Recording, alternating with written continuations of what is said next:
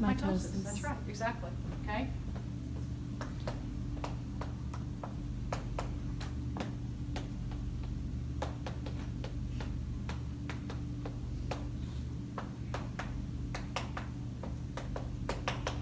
Okay, does that make sense now?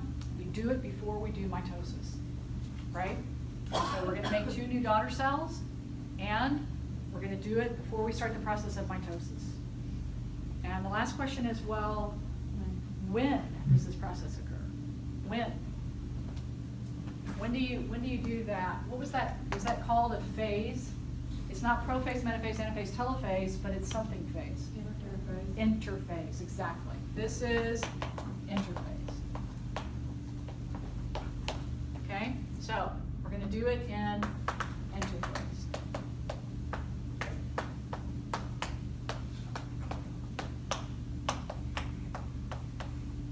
Okay, so you can see how this works in a chart. Can you see how you can chart this pretty easily?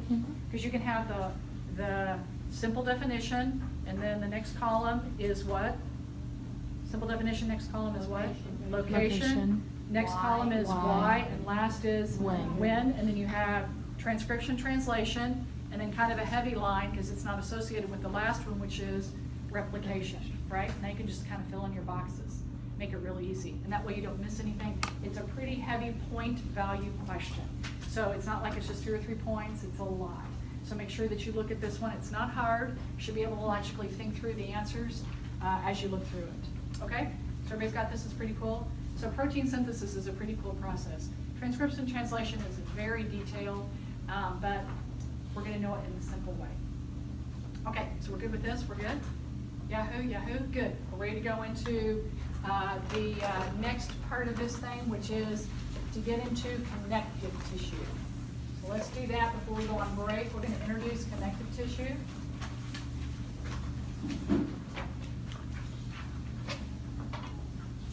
And then start looking at it too. Okay, again, so you have out your little handout that you had for studying what's on the lab test. So what's on the lab test for these tissues? We already went through epithelium, is that correct? So now we're going to look at the rest of it. What do we have to know? What are the rest of the things that we have to know? And how many slides do we have to still know that we haven't gone over? We haven't gone over 1, 2, 3, 4, 5, 6, 7, 8, 9, 10, 11. No, you know, it'll be all right. Because that was your secretly thinking, right? Silent scream, right? Okay, so what are the 4 types of tissues again? Now we're changing gears again, getting away from cancer and mitosis and all that protein synthesis talk. Now we're skipping into chapter 4, and we've got 4 different types of tissues. What was the first one we said again? We'll just practice them. Epithelium, then what? Connective tissue, then muscle and nervous tissue. Awesome. So we got 4 different types of tissue. We did epithelium last Wednesday. So do you remember the function of epithelium? What does it serve as in the human body? Protection. It can be protection. Excellent. It is a lining tissue. Is that right?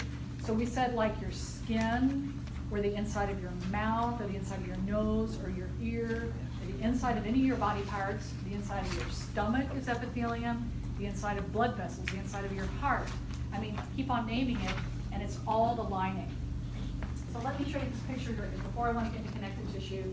It's a really good question. Who asked me this about the how to see what part of the slide I was going to ask the question on? It was such a good question. And so I've generated this picture here.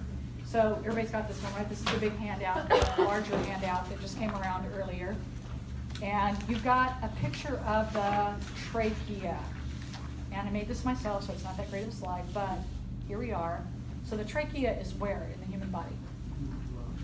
It's right here, is that right? Like I can feel mine because it's got like my voice box in it, above it, right? So it's your windpipe going all the way down, right?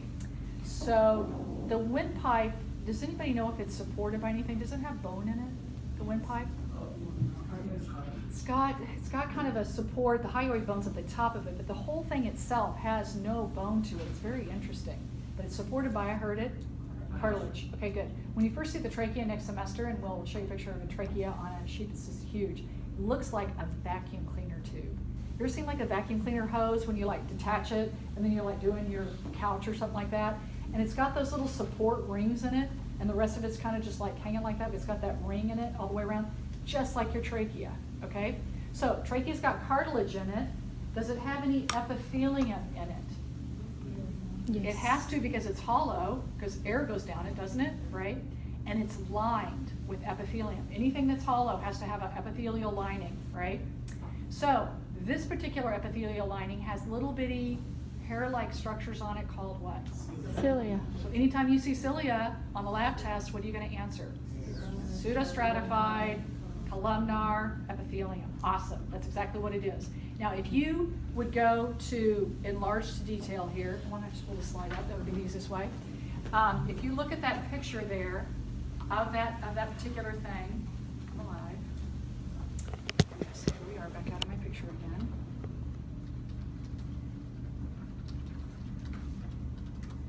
All right, so here we are, trachea tissues for the show. Here's the picture in beautiful color so you can see it better. So if you were a chalk dust particle going down my throat, right? Oh, look, I can just point my little ruler, right? Like, I love that, right? Like I'm gonna slap somebody or something. Okay, so here we are. If you're a piece of chalk dust or air particle, you'd be going right down through here, and this is a whole trachea. This is what the trachea looks like from here to here, right? So the air particles are gonna hit epithelium, and see that little row right there? That's cilia. That's cilia. You can hardly see it, and I never ask you like that on a test, but that's cilia. This is all epithelium from here to here. Underneath it is the connecting tissue. It's connective tissue. But look right here. Oh gosh, what does this look like here? See these little round cells right there? What do they look like? They are cuboidal. That's exactly right. It's glands, some little mucus glands in there. So there they are right there. This whole tissue right here is all cartilage. So somebody asked me, who was it? It was so great that they asked me that. They said, so epithelium just doesn't sit all by itself inside of your body? And I was like, yeah, that's a great question. It doesn't. It's always attached to something else. It makes the whole organ. Like it's the lining of the heart, but what else would you expect to see inside of the heart? Muscle, definitely. You'd see muscle. And connecting it all together would be connective tissue, right? Do you think there's any nerves going to the heart at all? Definitely. There's nervous tissue going to the heart, no doubt, because you can be affected. Your heart can be affected by your feelings almost, can't they, right? Mm-hmm. Okay, so yes, definitely. So all four tissues are present in most organs. You'll see all of them. And that's what makes it hard on these lab tests is, you're like, well, what are you pointing at, right? I mean, now you've got all the tissues up there for me to have to know. And so I'll always try to zoom in so that we see this better, so that you get a zoom look at this. And always during the exam, if you think for a second during the lab test that you're not sure what I'm pointing at, then just raise your hand. Could you just sort of like outline what you're pointing at? It's a very, what I call intelligent question to ask to make sure that you know what's going on, okay? But here you get to see all the tissues kind of working together for support, lining, whatever they do, they're all pulling together for an organ, for the common purpose of making an organ, okay? So that's kind of why I put that slide in there. Is that slide on the lab test? No, okay? No, it's not. So you can just put, why did she put this on here, right? Right, it's not on the test anyway, right?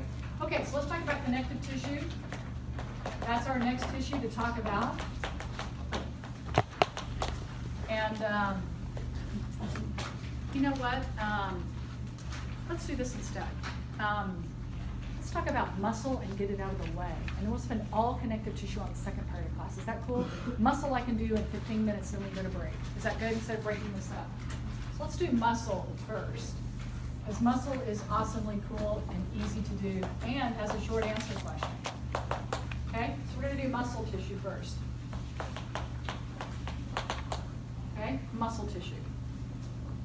Now muscle is a, and I want to go to this,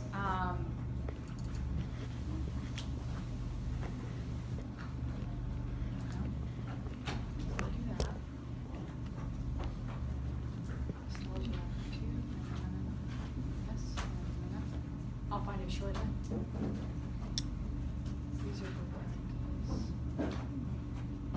I'll find them in a minute. Okay, so there's three different types of muscle.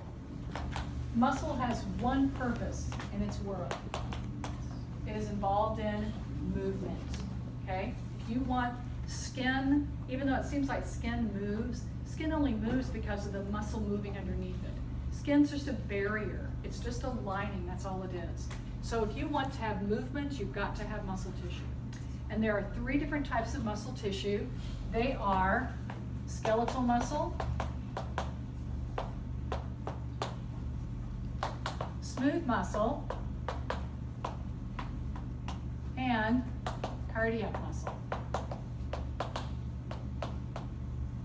3 different types of movement. And the last question at the bottom of that goofy page that got run off wrong, do you see that question on there? It's a short answer question. And we need to know the differences between these 3 types of muscle tissue. That's the question on the bottom down there. And I'm gonna make my favorite thing, because you always know I make a what out of it? A chart, because I'm the chart queen, right? And it makes it easier for all of us to study it if we make a chart out of it, okay? So what kind of things do we want to know about these 3 different types of tissues, okay? And then we'll be able to identify them based on what I show you right now. 3 different types of things. The first is this.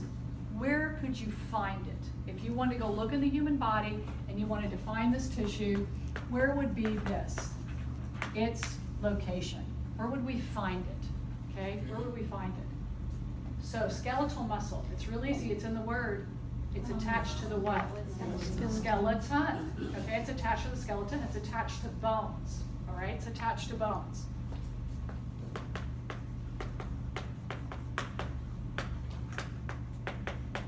Okay, it's attached to bones. So you right now are using your skeletal muscles to write with. I'm using it to talk. If you adjust in your chair, or you cross your legs, or you stand up, or you run, or any of those types of movements that you do. You smile, those are all what kind of muscle? It's all skeletal muscle attached to your bones, okay? Attached to your bones, and making your bones move, all right? So that's skeletal muscle. So where would we find, let's go to the easy one first, cardiac muscle. That's hard, right? We just find it one place. It's not in blood vessels, it's not anywhere else. It's in the heart. That's why it's called exclusively cardiac. That's the word. It's only in the heart. Okay? That's it. Well, we have a lot of other things that move in the human body. Just because I'm walking doesn't mean I'm moving food right now, right? All right? I can't move food or blood or any way this way. Skeletal muscle can't move food. Cardiac muscle can't move food. So what muscle must do it? Smooth muscle. And it's the harder of all the 3. It is located in the walls of hollow organs. Okay? It's located in the walls of hollow organs. Okay? Located in the walls of hollow organs. All right? Located in the walls of hollow organs. Smooth muscle. So the next column says this. And what would be, let's write down what would be a hollow organ, like what? Let's write it over here. Because you have to know sample locations here.